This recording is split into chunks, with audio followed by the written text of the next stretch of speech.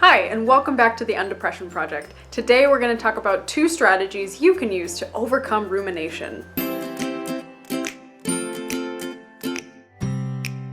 As I've mentioned in a couple of earlier videos, I do Brazilian Jiu-Jitsu. And a couple of years ago when I just started training, I was about to compete in my very first tournament. The night before the competition, I was putting my things in my bag and a whole bunch of negative thoughts started to creep into my head. What if I'm the worst one there? What if I lose my first fight in 10 seconds? What if all my teammates think I'm the worst? This is gonna be so embarrassing. Maybe I should just back out. I mean, am I even ready? This is gonna suck.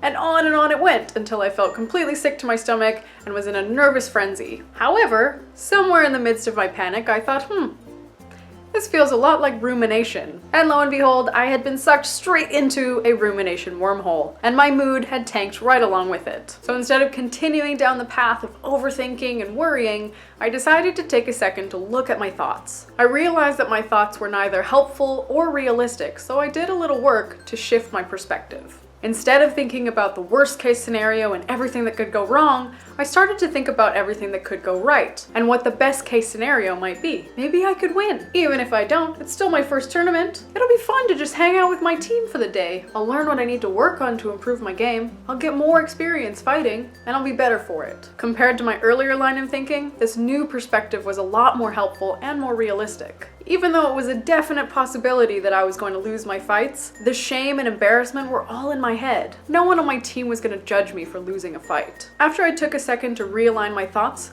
there was another step I needed to take to get out of rumination, and that was to take action. I made a list of the things that I could do to improve my odds of winning the next day. I made sure I had my gear packed, I went to the store and got snacks and water, I mapped out my travel route to my destination for the morning, and I made a plan to get to bed early. Sure enough, I began to feel better. The nervousness and that pit in my stomach started to subside. I knew there was nothing else I could do to prepare and that worrying would never make things better. So I decided to move on and enjoy the rest of my evening. Instead of letting rumination get the best of me, I used awareness to recognize rumination, shift my perspective, and then took action on those thoughts to end the cycle of rumination. So how can you use these 2 tricks to overcome the negative spiral of rumination? So that word rumination might be new to you. So in case it is, let me explain. Rumination has 2 meanings. One is to chew over, like cows do to grass. And the second is to agonize over or to worry about. Basically, when you ruminate, you mull a thought over and over in your mind, like a broken record. This thought process can really drag your mood down if you get stuck in it. And I'm sure you've been in that situation before. Maybe you said or did something dumb, and for the next hour, or maybe even longer, it's all you can think about. You fantasize about all the things you should have said or could have done, or maybe you berate yourself for being stupid or never doing anything right. When you get stuck in this loop of negative thinking, your mood only gets worse. Rumination, when left unchecked, can spiral into a depressive episode. But as I mentioned earlier, there are a couple of things you can do to stop rumination in its tracks. The first, as I mentioned earlier in my story, is to recognize that you're ruminating and flip the script. This will definitely take some practice, but the more you work on it, the easier it will be to recognize when you're ruminating and to shift your perspective. To start practicing this, I like to stick post-it notes around my room or set reminders on my phone that simply say,